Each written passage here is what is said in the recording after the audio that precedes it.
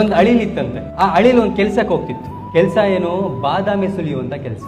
100 kg ಬಾದಾಮಿಯನ್ನ ಸುಲಿದ್ರೆ ಆ ಅಳಿಲಿಗೆ 10 kg ಬಾದಾಮಿಯನ್ನ ಸಂಬಳವನ್ನಾಗಿ ಕೊಡ್ತಿದ್ರು. So ಆ ಅಳಿಲು ಒಂದು ವಾರ ಕುತ್ಕೊಂಡು 100 kg ಬಾದಾಮಿ ಸಿಪ್ಪೆಯನ್ನ ಸುಲಿದು 10 kg ಬಾದಾಮಿಯನ್ನ ಸಂಪಾದನೆ ಮಾಡುತ್ತೆ.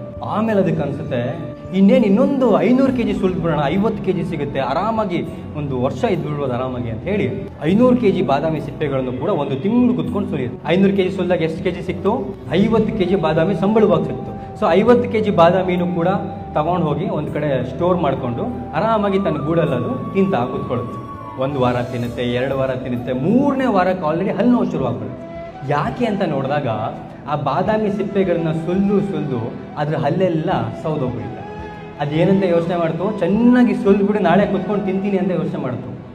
ಇದೇ ಒಂದು ಪರಿಸ್ಥಿತಿಲಿ ಎಷ್ಟೋ ಜನ ಇದ್ದಾರೆ.